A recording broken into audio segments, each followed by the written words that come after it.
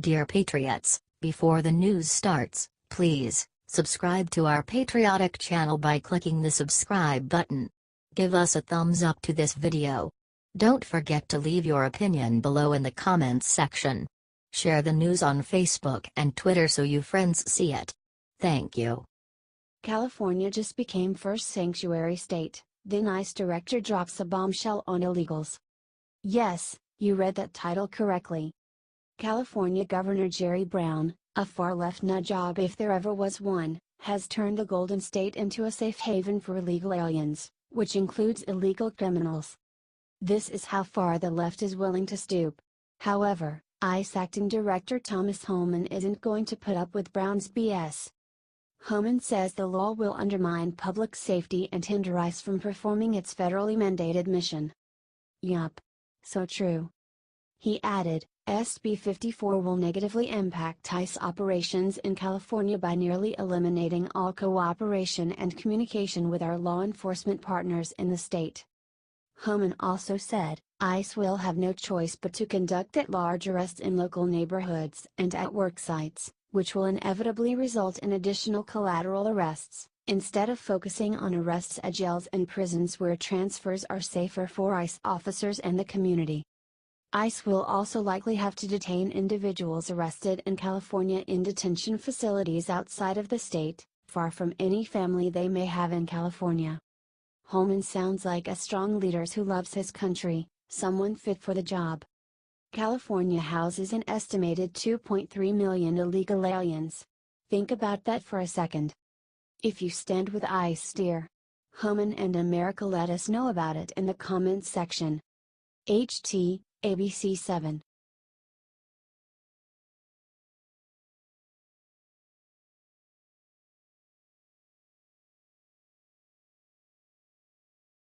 What Sarah Huckabee Sanders just said about San Juan Mayor's nasty shirt made all hell break loose in the press room.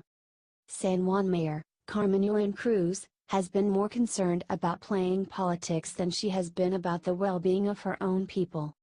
Instead of attending important meetings with FEMA and other officials, Cruz has been visiting news outlets with the sole purpose of trashing our president.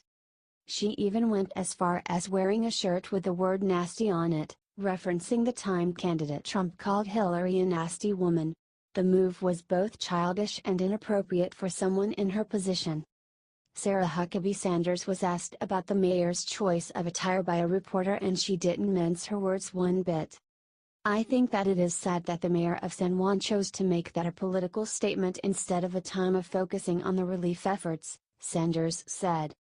Sanders went on to explain that Cruz had a perfect opportunity to say anything she wanted to Trump while he was meeting with Puerto Rican officials, but instead she sat in silence like a coward. The president invited her to be part of that conversation. He specifically asked in the meeting where many were present, including a couple dozen other mayors who were very happy with the recovery efforts, the governor, the congresswoman, Sanders said. He opened the floor up for discussion, and she actually made zero comments, she continued. Sanders said that if Cruz wanted a lifeline for her people instead of headlines for herself, she had the opportunity. To me, that would have been the time and the place that she should have weighed in and asked for what she needed, and laid out what she was asking for San Juan. She didn't, Sanders said. Sanders then rebuked the mayor for putting herself before the people of her community. Instead she chose to wait until the president left and then criticize him on TV, which I think is the wrong thing for her to do for her constituents. And I hope next time she's given the opportunity to help her constituents, she'll take it. I'm sure her constituents feel the same way as Sarah Huckabee Sanders.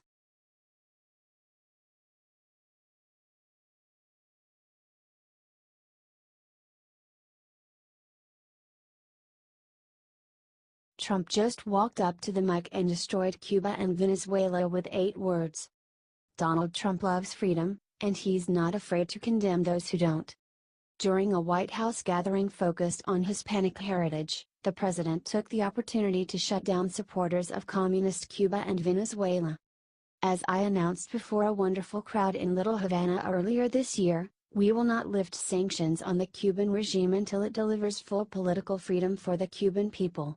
The same failed communist ideology that has brought oppression to Cuba has brought nothing but suffering and misery everywhere and every place it has been anywhere in the world, Trump told the audience.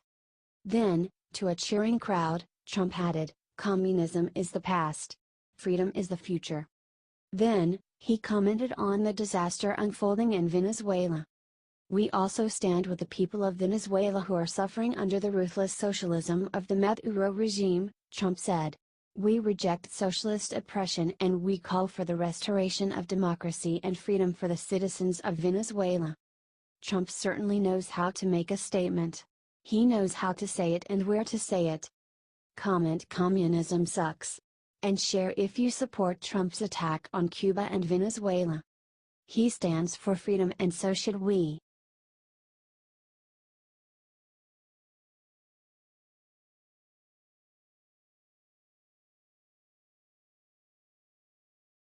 After supporting anthem kneelers, Kobe Bryant says unforgivable thing about Trump. The NFL is in the middle of a PR nightmare. Ratings are plummeting and public perception of the brand has been cut in half, but that hasn't stopped other professional athletes from supporting the anthem protest at the center of the NFL's collapse.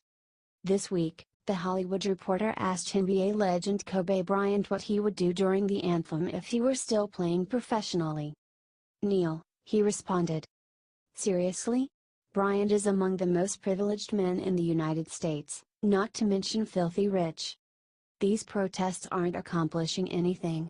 Americans aren't inspired by these rich ball players protesting their country. They're disgusted by it. And Bryant didn't stop there. Bryant went on to insult the president, claiming Donald Trump should focus on serving, not leading. The comments are ironic, considering the aging Bryant led the Lakers through multiple miserable seasons before finally retiring. He cared more about his ego than serving the greater good of the team. But he's telling Trump to be different? Right. Share if you're tired of millionaire athletes protesting America. But don't expect them to change. They hate this country more than they care about their fans.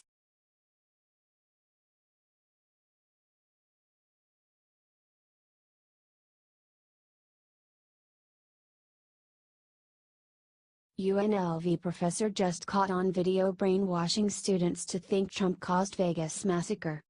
University professors have managed to sink even lower into the liberal cesspool than ever before. Now, a professor at the University of Las Vegas, Nevada was caught on camera literally trying to brainwash her students to believe President Trump caused the horrible Vegas massacre. Tessa Winkleman, an assistant professor at UNLV, was caught on video telling her History 407 class the insane reasoning that made her blame the president for the tragedy. Winkleman told her class, "Since the video is very hard to hear. Right when he got elected, I told my classes, 3 semesters ago, that some of us won't be affected by this presidency, but others are going to die. Other people will die because of this." The lunatic professor continued. He's threatened to declare violence against North Korea and other places. And words, especially if they're coming from someone who is the president, have consequences. I don't know that these events would have inevitably happened whether or not he got elected, but he has rhetorical powers every president has to encourage or to discourage violence. So far all he's done is to encourage violence. It is completely unacceptable that a teacher at a publicly funded university can say this garbage to her students. We need to make it clear that we will not accept it. First of all, share this article out. Then find a way to contact UNLV and tell them to fire Tessa Winkleman for lying instead of teaching.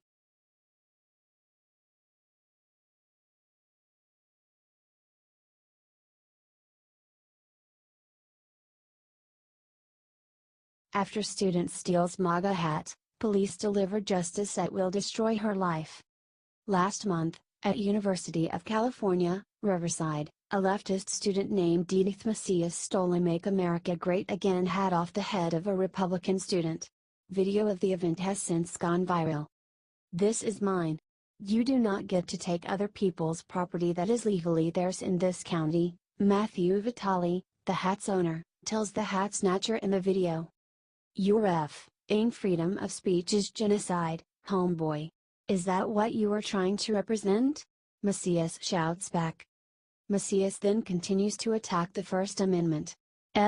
You're ing freedom of speech, boy, Macias screams. Your freedom of speech is literally killing a lot of people out there. That's what it is. Because you're out there wearing hats like these that promote laws and legislations that literally kill and murder in the masses, people of color. Now, according to Fox News, the police say the theft is a felony, and Vitaly will be pursuing charges. Honestly, this isn't me trying to get revenge on her, Vitaly said during a Fox News radio interview. This is me just trying to say, look, behavior like this is not tolerated in this country. There are individual rights and individual freedoms that we are granted as per the Constitution, that everybody's granted. It doesn't matter what your beliefs are. Leftist students have been taught that there are no consequences for liberal crimes. Hopefully, Macias is about to find out the opposite. The law matters more than their liberal feelings. Comment MAGA. And share if you're tired of college students attacking the First Amendment. They want to silence those who want to make America great again. Let's get even louder in response.